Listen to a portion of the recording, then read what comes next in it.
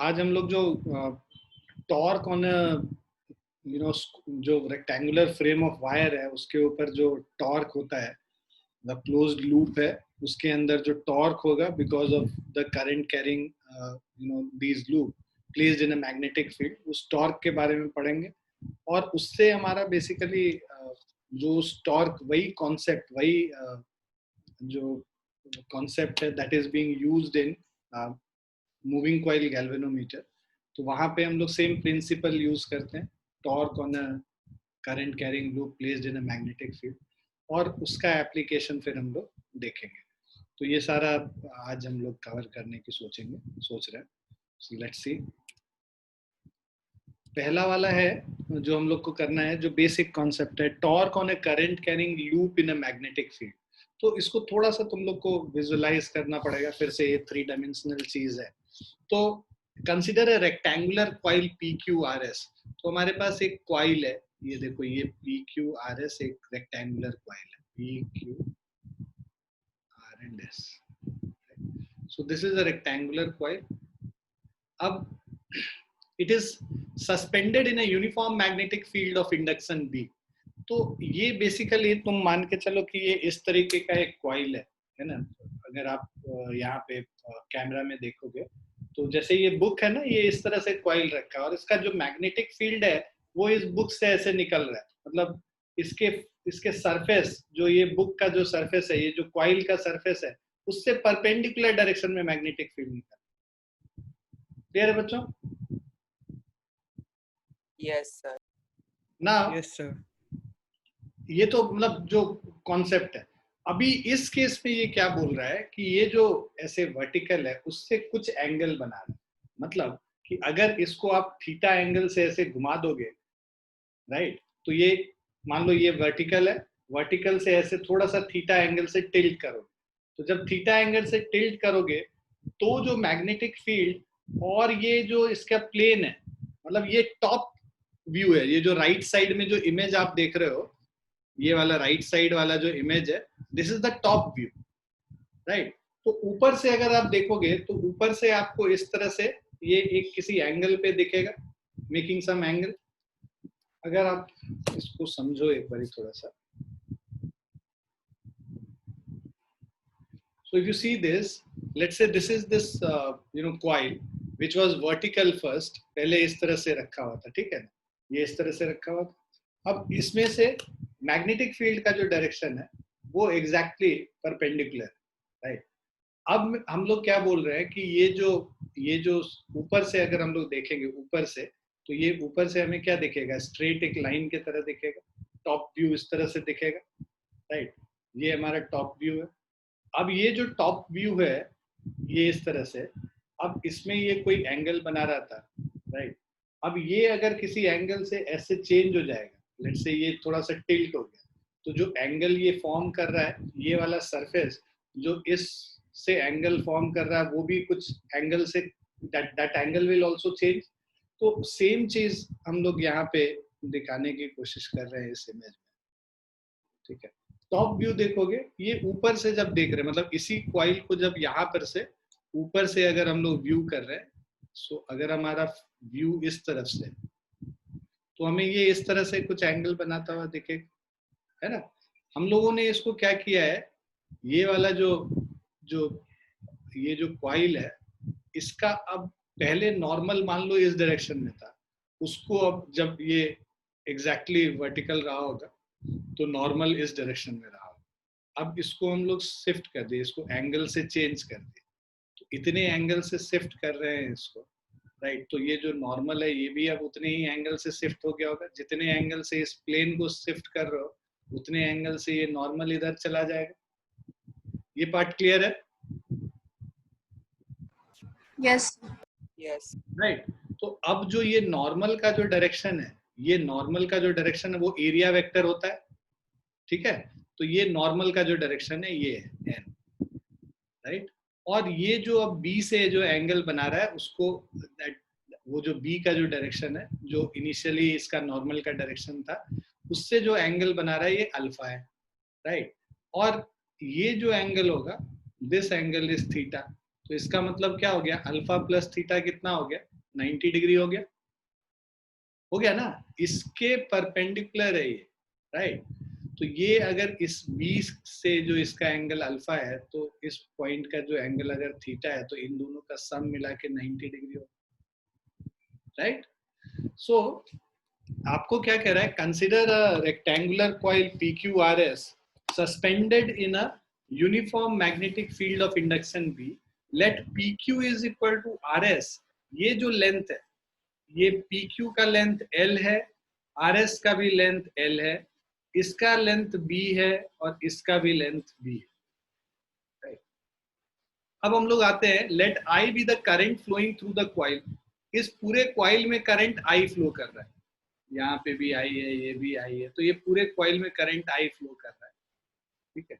सो अगर हम ऐसे कंसिडर करेंगे तो इसमें करंट ये पूरा I फ्लो कर रहा है। Now let I be the current flowing through the coil in the direction PQRS, and theta be the angle which plane of the coil makes with the direction of the magnetic field. So PQRS में जो current flow कर रहा है, और theta is the angle which the plane of the coil makes with the direction of magnetic field. Plane क्या है, ये है plane, ये plane जो magnetic field से angle बना रहा है वो angle theta है, ये angle this angle, ठीक है, this is theta. Let F1, F2, F3 and F4 be the forces acting on the four current carrying arms PQ, QR, RS और SP. अब because current carrying conductor magnetic field के अंदर रखा है, तो उन सब पे फोर्स लगेगा। अब इस पे हम लोग बात करते हैं, पहले ये वाला जो है PQ पे बात करते हैं। इसमें करंट इस डायरेक्शन में है, मैग्नेटिक फील्ड इधर है, ये एंगल 90 डिग्री बना रहा है। I क्रॉस B कर दोगे, राइट, तो फोर्स क्या होगा, इस डायरेक्शन में हो जाएगा, इस पे PQ पे, राइट। और उसी तरह ये वाला जो है करंट इधर है, मैग्नेटिक फील्ड इधर है, और करंट यहाँ पे ऊपर के तरफ है, I क्रॉस B करोगे तो it is going inside the plane of paper, right. तो ये F1 और F3 जो है बिल्कुल ऑपोजिट डायरेक्शन में है। मान लो ये अगर हम लोगों ने रखा हुआ है, तो I क्रॉस B करेंगे, है ना, परपेंडिकुलर, तो ये बेसिकली इसको coming out of the plane of paper होगा, और I क्रॉस B F3 जो होगा that will be going inside the plane of paper. Clear है बच्चों? Now the force on the arm, अब अगर SP की बात करें, इस पे बात करें SP पे, तो ये यहाँ पे देखो मैग्नेटिक फील्ड इधर है और करंट इधर है, तो I क्रॉस B करोगे तो ये प्लेन ऑफ, ये जो कॉइल का जो प्लेन है उसी में ऊपर के तरफ फोर्स लग रहा है। और QR पे बात करोगे तो यहाँ पे करंट इस डायरेक्शन में है, I क्रॉस B करोगे तो that will be going down, I cross B is going down and I cross B in that case I cross B is coming up. तो F4 जो है प्लेन ऑफ द कॉइल में ही ऊपर के तरफ force लगा रहा है, और प्लेन ऑफ द कॉइल में ही नीचे के तरफ फोर्स लगा रहा है। ये दोनों फोर्स बेसिकली एक दूसरे को, F2 और F4 एक दूसरे को क्या करेंगे, कैंसिल कर देंगे, है ना। सो आप देखो F4 का वैल्यू ISP क्रॉस B है, ठीक है, करंट और क्रॉस B करोगे तो ये थीटा है, ये पूरा एंगल क्या होगा, 180 माइनस थीटा, तो साइन 180 माइनस थीटा हो जाएगा। ये करंट इधर है, B का डायरेक्शन ये है, ये एंगल थीटा है, तो ये पूरा एंगल 180 माइनस थीटा होगा।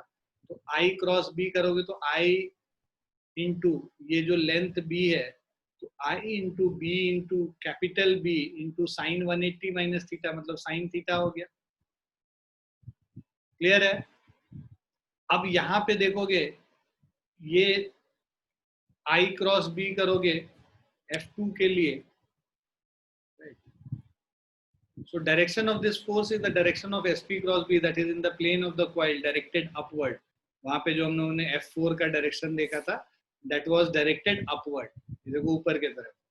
Now force on the arm QR, इस वाले आर्म पे फोर्स देखोगे तो करंट का डायरेक्शन ये हो गया, I क्रॉस B करोगे गोइंग डाउनवर्ड्स, तो I into Q R B into capital B into sine theta, ये डाउनवर्ड्स है। तो ये जो डायरेक्टेड अपवर्ड और डायरेक्टेड डाउनवर्ड है, ये दोनों एक दूसरे को कैंसिल कर लेंगे। Direction of this force is in the plane of the coil directed downward. So since the force F2 and F4 are equal in magnitude and acting in opposite directions along the same straight line, cancel out each other. ये एक ही straight line में है ना, तो ये एक दूसरे को cancel कर लेंगे F2 और F4. So now the force on the arm PQ. अब इसके बाद ये देखो SP के जगह वजह से और QR के वजह से फोर्स एक दूसरे को कैंसिल कर दे रहा है. ये क्लियर है सबको? Yes, sir. Yes. अब आ जाते हैं इस पे हम लोग, इस वाले पे, राइट. एंड सिमिलरली ये वाला जो है साइड, इस वाले पे आते हैं. तो पहले PQ पे आएंगे.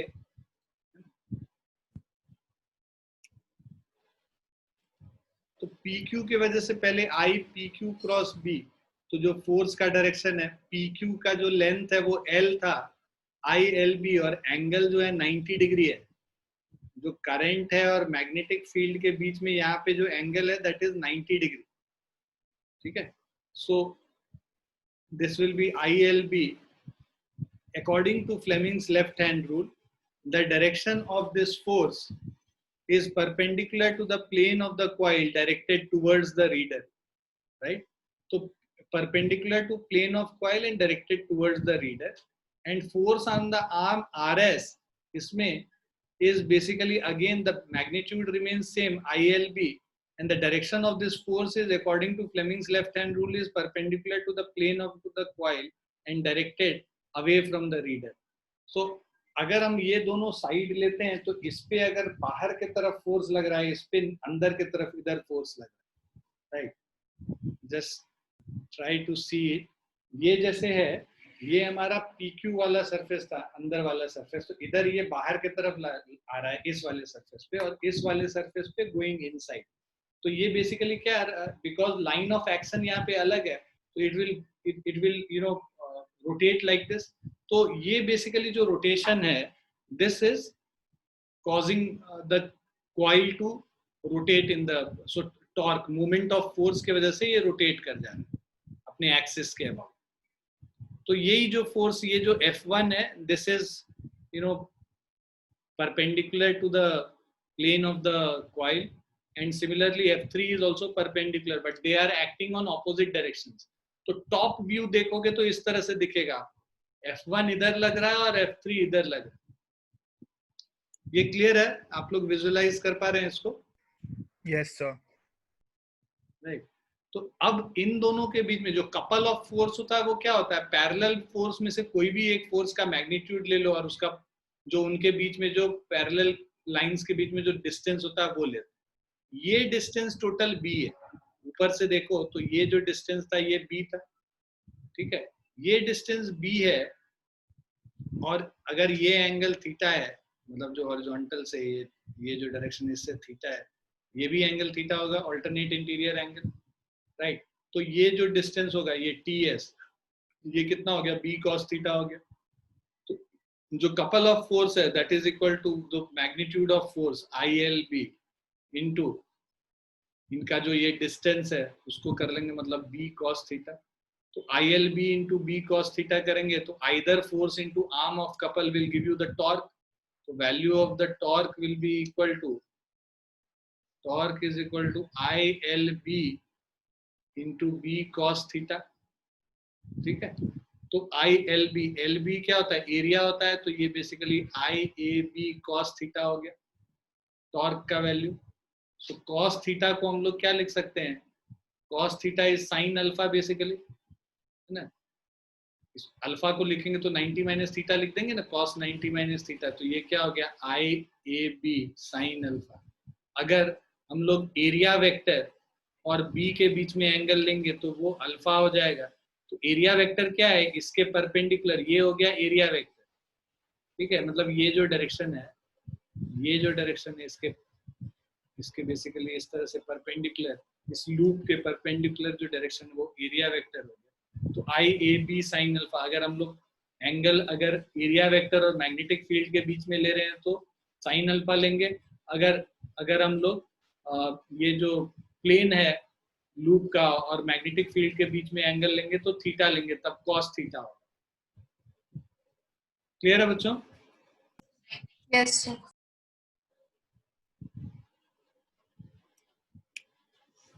So the forces F1 and F3 acting on arm PQ and RS will be as shown in the figure. Arm of the couple ST is equal to PS cos theta, which is equal to B cos theta. So torque is ILB cos theta. So ILB, अब length into breadth अगर कर लोगे तो area IAB cos theta हो जाएगा. Length into breadth is area of the coil.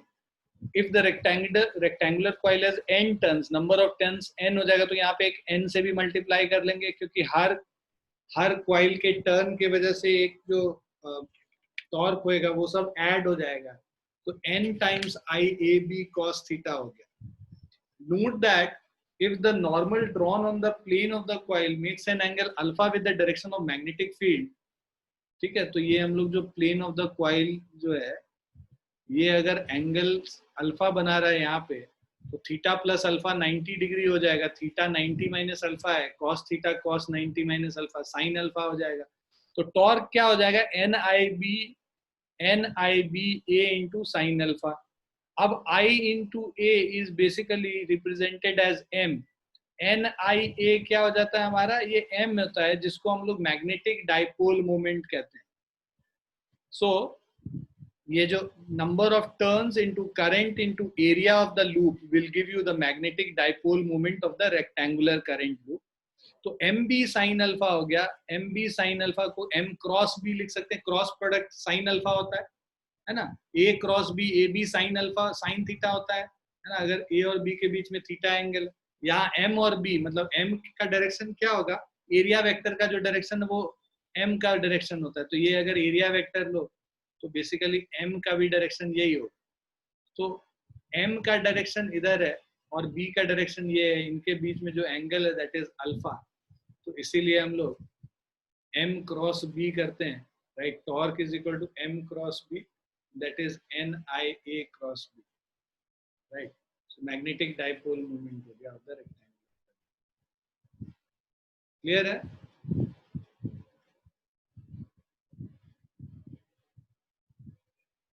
Yes, sir. Yes, sir.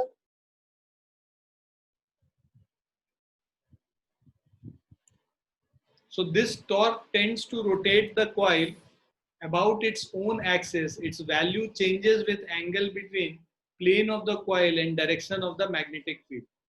ठीक है, तो plane of the coil और direction of the magnetic field के बीच का जो वैल्यू है उस पर डिपेंड करेगा ना, थीटा पे डिपेंड कर रहा है, राइट. तो अगर हम लोग टॉर्क लिख रहे हैं, torque is equal to N times IA cross B. So IA जो वेक्टर है इसको M लिखते हैं, NIA ये जो पूरा वेक्टर है इसको हम लोग M vector magnetic dipole moment M cross B हो. Now special cases if coil is set with its plane parallel to the direction of magnetic field. Plane is parallel, तो प्लेन पैरेलल होगा मतलब theta 0 degree हो जाएगा. देखो ये हमारा plane था और ये लेट्स से मैग्नेटिक फील्ड है, राइट. तो ये जो प्लेन है और ये मैग्नेटिक फील्ड के बीच में एंगल थीटा है, और ये जो एरिया वेक्टर और इसके बीच में मैग्नेटिक फील्ड के बीच में, ठीक है, ये एंगल अल्फा था. तो अगर ये प्लेन जो ये प्लेन है इसके पैरेलल मैग्नेटिक फील्ड हो गया तो थीटा 0 डिग्री हो गया. वहां पे हम लोग cos थीटा यूज करेंगे, है ना. थीटा के टर्म्स में cos थीटा होगा, अल्फा लिखते तो साइन अल्फा लिखते. तो NIAB है ना, NIAB into cos theta. cos theta का वैल्यू 1 से रिप्लेस कर लिया, NIAB ये मैक्सिमम हो जाता. तो जब ये जो कॉइल है उसका जो प्लेन है और मैग्नेटिक फील्ड दोनों आपस में पैरेलल हैं एक दूसरे, उस समय maximum torque. This is the case with the radial field. If the coil is set with a plane perpendicular to the direction of magnetic field, मतलब कि मैग्नेटिक फील्ड इधर है और जो प्लेन है इनके बीच में एंगल 90 डिग्री, उस केस में cos 90 0 हो जाता है, टॉर्क जो है इस केस में 0. क्लियर है? तो मिनिमम टॉर्क होगा जब थीटा 90 डिग्री होगा, राइट, और मैक्सिमम टॉर्क होगा जब थीटा 0 डिग्री होगा। क्लियर है बच्चों? Yes, sir.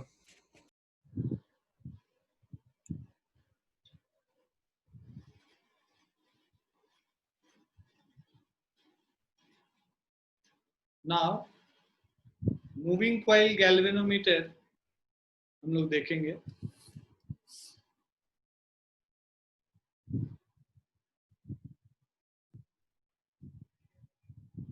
So moving coil galvanometer is an instrument used for detection of measurement of small electric current.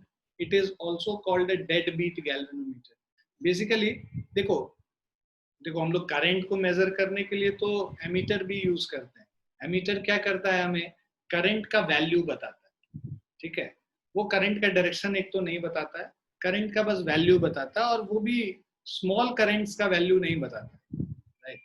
Galvanometer क्या करेगा हमें कि ये हमें एक तो करंट का डायरेक्शन भी बताएगा कि किस डायरेक्शन में करंट फ्लो कर रहा है, क्योंकि गैल्वेनोमीटर जो होता है उसका जो रीडिंग इस तरह से होगा। मान लो ये गैल्वेनोमीटर है, तो उसमें जो रीडिंग होगा पहले सेंटर पे होगा 0। अगर करंट इस डायरेक्शन में फ्लो कर रहा है तो ये इधर फ्लक्चुएट करेगा, अगर करंट इधर फ्लो कर रहा है तो ये इधर आ जाएगा। करंट का जो ये जो 0 पे जो नीडल है वो नीडल राइट साइड को, और इसमें जो करंट का जो डिफ्लेक्शन है, यहाँ पे वैल्यू नहीं पता चलता है, यहाँ पे बस तुमको करंट है या नहीं ये पता चलेगा, और किस डायरेक्शन में फ्लो कर रहा है ये पता चलेगा। राइट साइड में मतलब अगर डिफ्लेक्शन हो रहा है मतलब देयर इज करंट, अगर राइट साइड में डिफ्लेक्शन हो रहा है तो current is from left to right, अगर लेफ्ट साइड में डिफ्लेक्शन हो रहा है तो current is from right to left. So principle its working is based on the fact that when a current carrying coil is placed in a uniform magnetic field, it experiences a torque. तो हम लोगों ने अभी पहले भी थोड़ी देर पहले देखा कि अगर हमारे पास एक फ्रेम है, मतलब एक कॉइल है, अब कॉइल को जब हम लोग मैग्नेटिक फील्ड के बीच में रखते हैं तो there will be a torque in this coil, right. तो जो ऊपर वाला और अगर इन दोनों के, जैसे ये अगर कॉइल हमने लिया है, इस कॉइल पे पीछे की तरफ फोर्स लग रहा है, इस पे आगे की तरफ फोर्स लग रहा है, तो ये क्या करेगा, इसका टेंडेंसी इसको इधर रोटेट करने का होगा, मतलब it will rotate in this direction, right. Similarly अब इस पे आगे की तरफ फोर्स लग रहा है, इस पे पीछे की तरफ फोर्स लग रहा है, तो इस एक्सिस के about their will be a couple moment of force, जिसके वजह से ये इस डायरेक्शन में रोटेट कर, राइट। तो डिपेंड करेगा कि किस डायरेक्शन में ये टॉर्क लग रहा है, जिसके वजह से उसमें जो रोटेशन है वो किस डायरेक्शन में होगा ये निकाल सके। सो बेसिकली ये देखो, ये हमारे पास हॉर्स शू मैग्नेट हमने रखा है नॉर्थ और साउथ, मतलब इस तरह से कनकेव शेप है इसके पोल्स का, जो मैग्नेट के पोल्स हैं वो इसलिए जिससे कि यूनिफॉर्म स्ट्रेट मैग्नेटिक फील्ड्स मिल सके। सो नॉर्थ से साउथ मैग्नेटिक फील्ड इस डायरेक्शन में जाएगा, नॉर्थ से, ठीक है। और ये कॉइल है जिसमें n नंबर ऑफ टर्न्स है। प्रिंसिपल क्या कह रहा है इसका, principle of working, it's working is based on the fact that when a current carrying coil is placed in a uniform magnetic field it experiences a torque, ठीक है। तो current carrying coil है ये, अगर है ना, current carrying coil, if it, so if this current carrying coil is placed in a magnetic field it will experience a torque. Now construction अगर हम देखेंगे इसका मूविंग कॉइल गैल्वेनोमीटर का, तो कंस्ट्रक्शन कह रहा है कि भाई it consist of A coil PQRS1 having large number of turns of insulated copper wire. तो ये हमारा PQRS1, ये large number of insulated copper wire. The coil is wound over a non-magnetic metallic frame, usually brass, which may be rectangular or circular in shape. Now the coil is suspended from a movable torsion head H, तो by means of a suspension fiber. तो ये देखो यहाँ पे एक suspension fibre है, उसके means से हमने इसको यहाँ पे लटका रखा है. Of phosphor brown strip. तो ये जो मटेरियल है, ये मटेरियल किसका बना हुआ है? फॉस्फोर ब्रॉन्ज स्ट्रिप का बना हुआ. क्यों बना हुआ है इस मटेरियल का, वो अभी हम लोग देखेंगे. In a uniform magnetic field produced by two strong cylindrical magnetic pole. तो ये देखो सिलिंड्रिकल मैग्नेटिक पोल है, जिससे कनकेव जो उसके सरफेसेस हैं उसकी वजह से यूनिफॉर्म मैग्नेटिक फील्ड स्ट्रेट पास कर रहा है. Now the lower end of the coil is connected to one end of a hair spring S dash. तो ये देखो यहाँ पे lower end is connected to one end of the hair spring S dash, right? And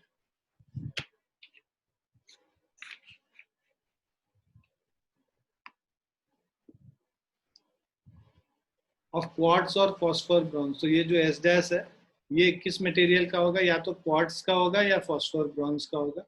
The other end of this highly elastic spring S dash is connected to terminal T2.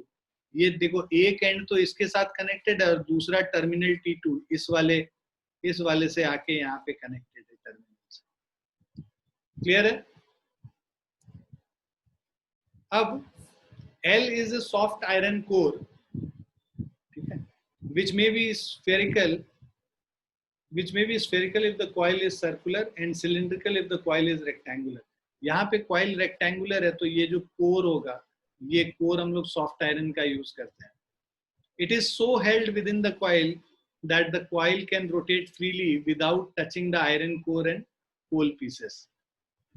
तो इस तरह से ये रखा हुआ है कि ये जो कॉइल है ये आराम से यहाँ पे रोटेट कर सके बिना पोल्स को टच किए, ठीक है, और बिना ये आयरन कोर को, सॉफ्ट आयरन कोर को टच किए.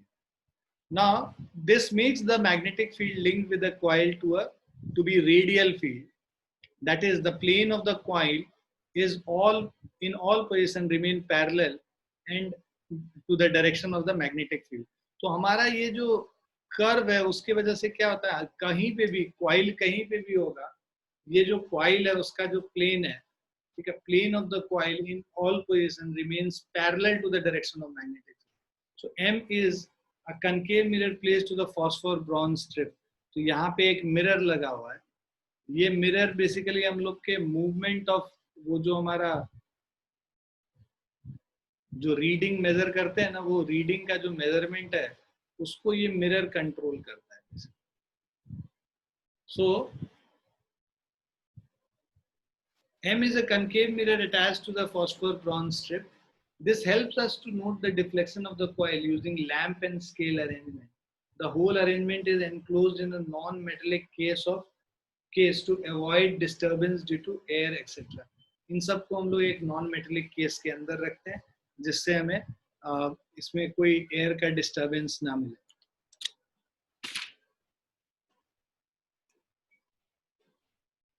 Now the case is provided with leveling screws at the base. The torsion head is connected to the terminal T1. तो ये जो torsion head है ये terminal T1 से यहाँ connect हो गया और इनके नीचे यहाँ पे screw इसको level करने के लिए होता है. Now let L is the length PQ और RS1 of the coil. ठीक है, तो ये जो हमारा देखो S1 इसीलिए लिखा है ना हमने क्योंकि ये S साउथ पोल का, इससे कंफ्यूज ना हो इसीलिए. अब ये PQRS1 ये हमारा जो पूरा कॉइल है उसका लेंथ हो गया L, मतलब ये वाला जो दोनों है ये भी लेंथ L और इधर भी लेंथ L हो गया इस वाले. B is the breadth QR, ये ऊपर वाला ये B हो गया QR और S1P का. N is the number of turns, area of each coil is length into breadth A. B is the strength of magnetic field, I is the current. The spring S dash does 3 jobs for us. तो ये spring 3 काम करता है. पहला तो it provides passage of current for coil PQRS1, ठीक है, तो good conductor of electricity, इससे circuit complete होता है basically. It keeps the coil in position basically spring का टॉर्जॉइन कांस्टेंट होगा, बेसिकली स्प्रिंग को ऐसे तुम रोटेट करोगे वापस ये अपना पोजीशन अचीव कर लेगा, तो it keeps the coil in position and second generates the restoring torque on the twisted coil, तो वही रीस्टोरिंग टॉर्क को जनरेट करता है। आप एक तरफ ट्विस्ट करोगे इसको कॉइल को, स्प्रिंग को, तो वापस वो अपना नेचुरल जो शेप है वो लेने की कोशिश करेगा, तो रीस्टोरिंग टॉर्क आता है इस स्प्रिंग की वजह से। जब हम कह रहे हैं it keeps the coil in position, मतलब कॉइल को वर्टिकल रखने के लिए कुछ एक अटैचमेंट होना चाहिए अपने पोजीशन में रखने के लिए, वो भी स्प्रिंग करता है। तो 3 फंक्शन है स्प्रिंग का।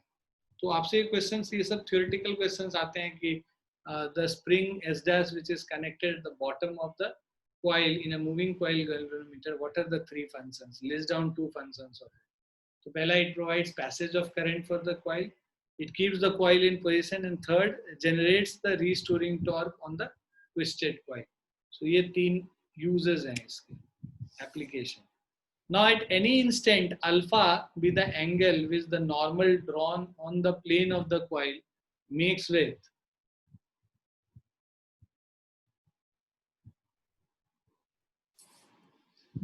so we'll see that Vaishnavi अभी आएगा आगे, अभी डिस्कस करेंगे उस चीज।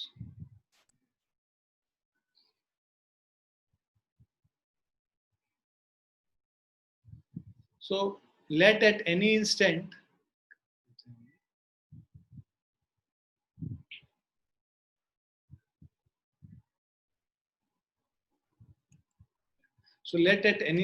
alpha be the angle which the normal drawn on the plane of the coil makes with the direction of magnetic field.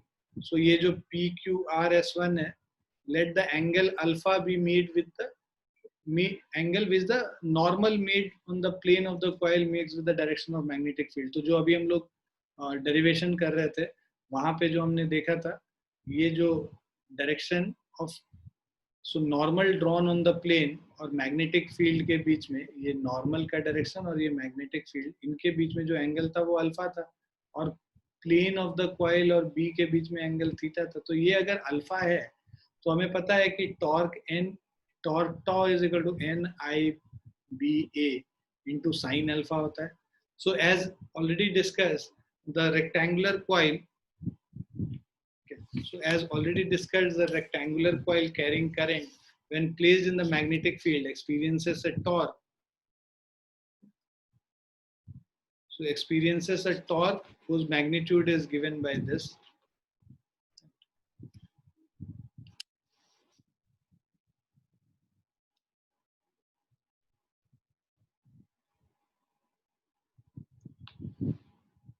Now, as already discussed, the rectangular coil ये हमने कर लिया. If the magnetic field is radial, that is the plane of coil is parallel to the direction of the magnetic field, तो उस समय वहां पे alpha 90 degree हो जाएगा और साइन अल्फा 1 हो जाएगा। तो यहाँ पे बेसिकली अगर बी और अगर थीटा 0 डिग्री है, अल्फा 90 डिग्री का मतलब theta is equal to 0 degree, तो उस केस में मैक्सिमम टॉर्क होगा। So if the magnetic field is radial, that is the plane of the coil is parallel to the direction of magnetic field, then alpha is 90 degree and torque is maximum there. Due to this torque, the coil rotates, the phosphor bronze strip gets twisted. As a result of it, a restoring torque comes into play in the phosphor bronze strip, which would try to restore the coil back to its original position. So let theta be the twist produced in the phosphor bronze strip due to rotation of the coil, and K be the restoring torque per unit twist of the phosphor bronze strip. Then the total restoring torque produced is equal to K into theta.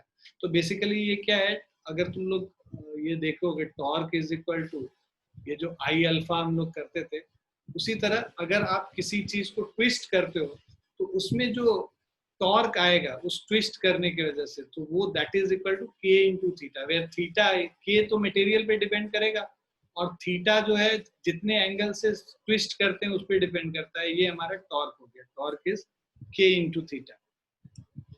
So in equilibrium position जो हमारा जो torque NIBA था that is equal to जो ये K theta restoring torque है। Deflecting torque magnetic field के वजह से जो टॉर्क लग रहा है दैट इज दिस, एंड जो फॉस्फर ब्रॉन्ज का स्ट्रिप जो ट्विस्ट कर रहा है उसमें जो थीटा एंगल से ट्विस्ट करेगा उसका जो कांस्टेंट है torsional constant k into theta करेंगे तो NIBA के बराबर हो जाएगा. तो basically k theta current I is equal to k divided by NBA into theta और I is equal to G times theta. G क्या है? ग्रेविटेशनल कांस्टेंट है जो कि k बाय NBA के बराबर होता है. So G is equal to k by NBA, which is a constant for a galvanometer, जिसको galvanometer constant. So hence, because ये देखो I is equal to G times theta, where G is a constant, तो हम लोग लिख सकते हैं I is proportional to theta. मतलब जितना ज्यादा करंट होगा उतने एंगल से ये डिफ्लेक्ट करेगा. थीटा अगर डिफ्लेक्शन हम लोग बात. So it means that the deflection produced in is proportional to the current flowing through the galvanometer. Such a galvanometer has a linear scale. Right. अब आते हैं कि ये फॉस्फोर ब्रॉन्ज जो है हम लोग क्यों यूज करते हैं. सो फॉस्फोर ब्रॉन्ज इसलिए हम लोग यूज करते हैं. पहला रीजन है कि जो भी मटेरियल हम यूज करेंगे it should have high tensile strength. तो the material used for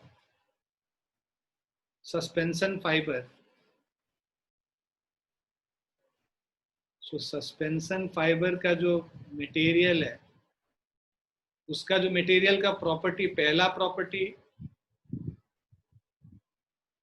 so suspension fiber material property we are seeing.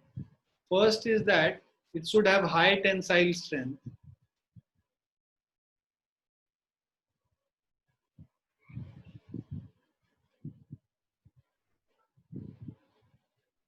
Second, it should have high electrical conductivity.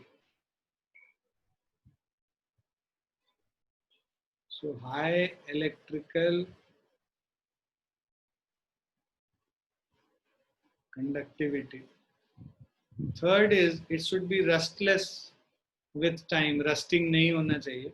Fourth, its temperature coefficient of resistance should be small. So temperature coefficient of resistance is small. And fifth, restoring torque, the torsional constant should be high.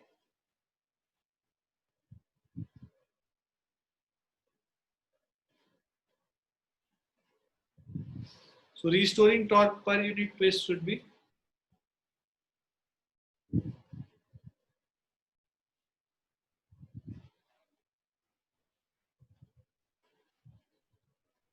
so ये सारे property जो है अपने इसमें होता है, अपने phosphor bronze में सबसे अच्छा होता है. And that's why we use phosphor bronze.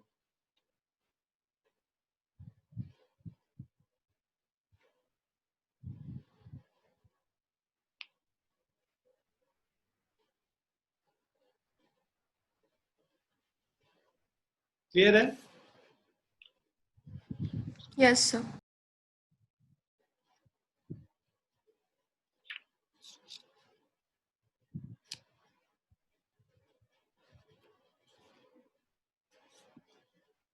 लिख लिया सबने?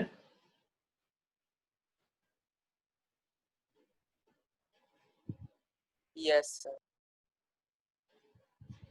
अब ये sensitivity of galvanometer, sensitivity basically कि थोड़ा भी करंट चेंज होने पे डिफ्लेक्शन शो करे, ये सेंसिटिविटी बताएगा गैल्वेनोमीटर.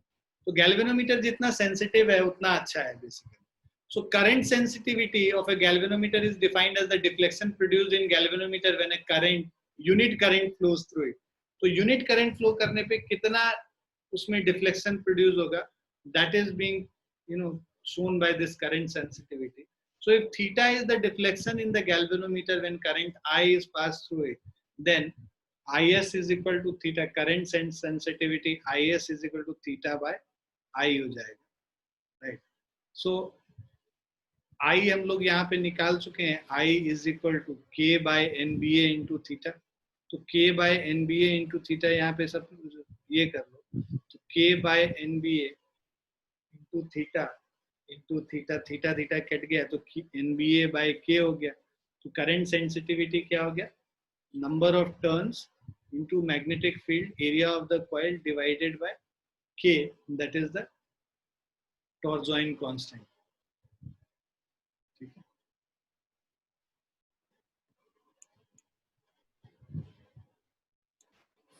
Similarly, voltage sensitivity क्या है of a galvanometer is defined as deflection produced in the galvanometer when a unit voltage is applied across the two terminals of the galvanometer.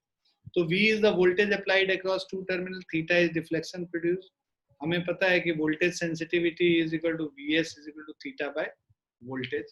So R resistance, I current, V is equal to IR put कर लोगे तो ये हो गया I को हम लोग K by NBA theta K theta by NBA करेंगे, थीटा थीटा कैंसिल हो गया, तो this is basically NBA by KR.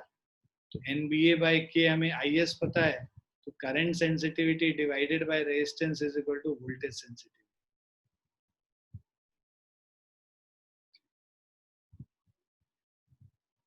So voltage sensitivity is equal to current sensitivity divided by resistance.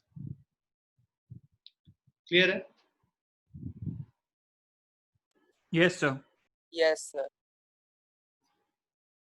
Now conditions for a sensitive galvanometer. एक galvanometer sensitive होने के लिए क्या क्या होना चाहिए? So पहला है galvanometer is said to be very sensitive if it shows large deflection even when a small current is passed through it. थोड़ा सा भी करंट पास करे, डिफ्लेक्शन बहुत लार्ज होना चाहिए. From the theory of galvanometer, theta is equal to NBA by K into I.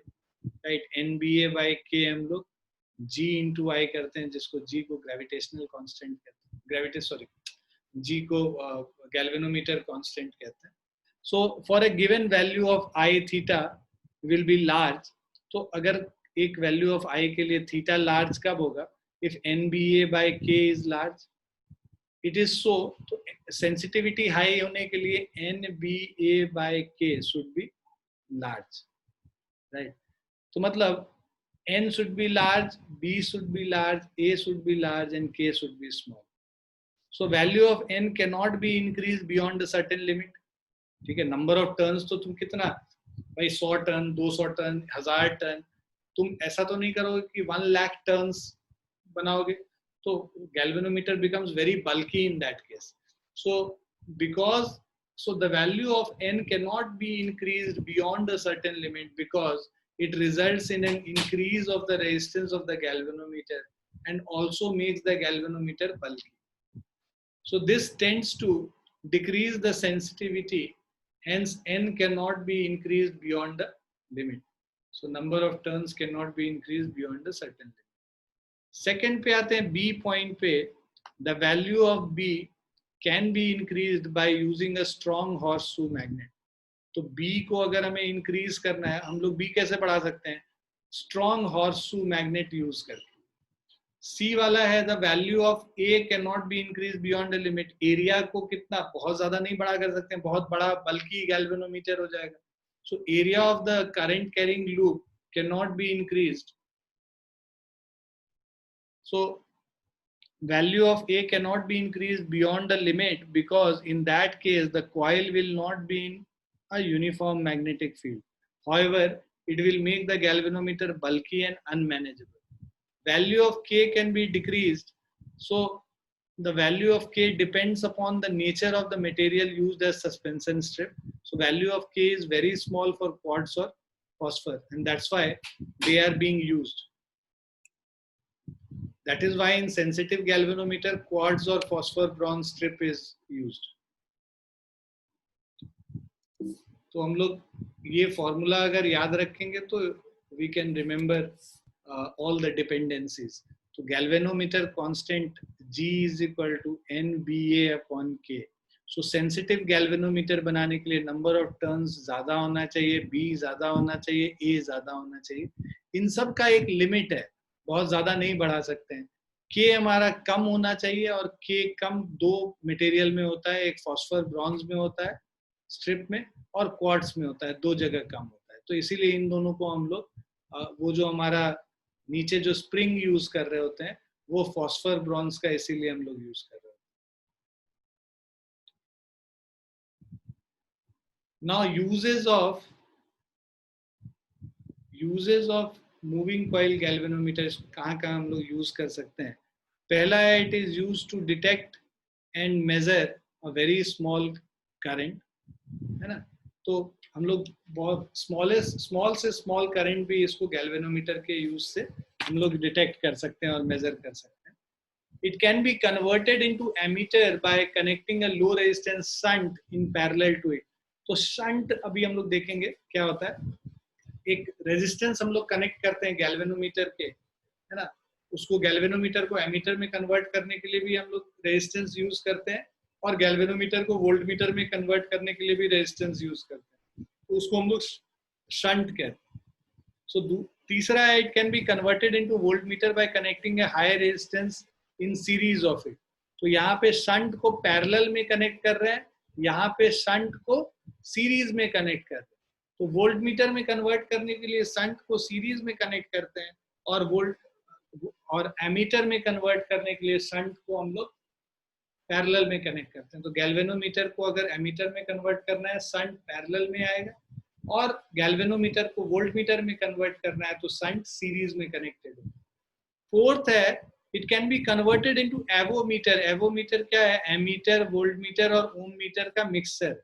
तो ammeter, voltmeter और ohm meter, AVO, avometer इसको. So using special arrangement of resistance in it. तो ये सब गैल्वेनोमीटर के यूजेस हैं. अभी हम लोग बात कर रहे थे कि शंट के बारे में, ठीक है.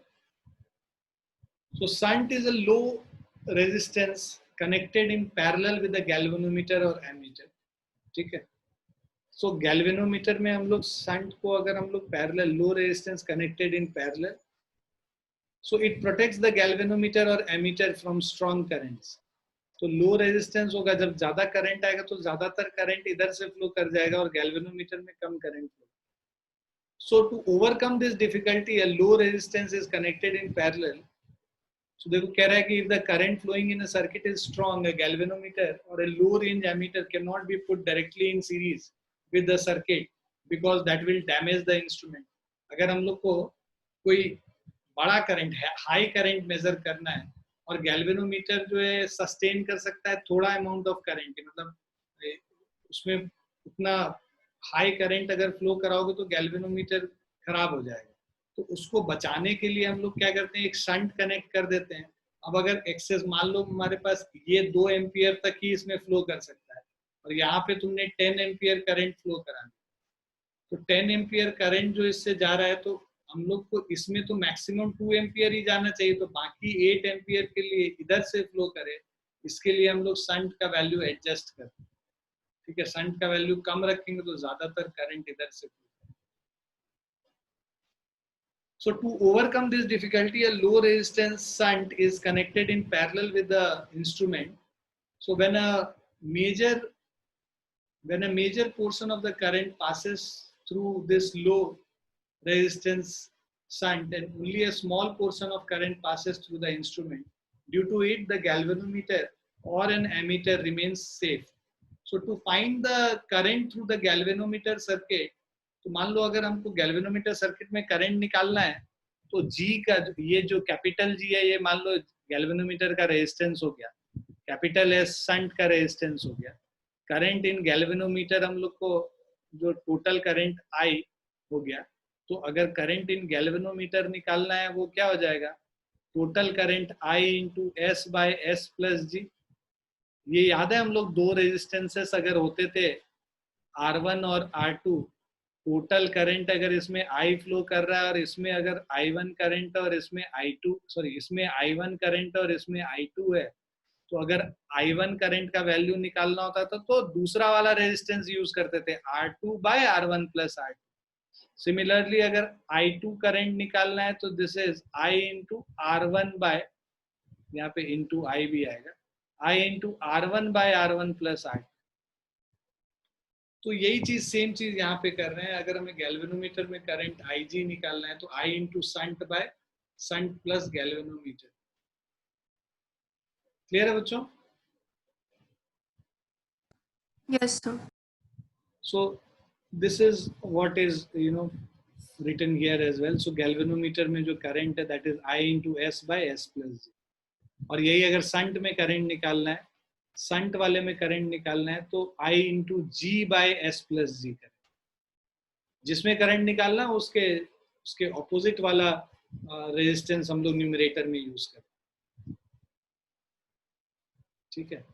नेक्स्ट क्लास में इसके आगे हम लोग ये वोल्ट मीटर और एमीटर वाला पोर्शन थोड़ा सा ही है, उसको करेंगे और उसके बाद फिर हम लोग न्यूमेरिकल्स इस पे बेस्ड कर लेंगे और फिर हमारा ये चैप्टर फिनिश हो जाएगा। ठीक है, तो next class we will try and finish this. Is it clear?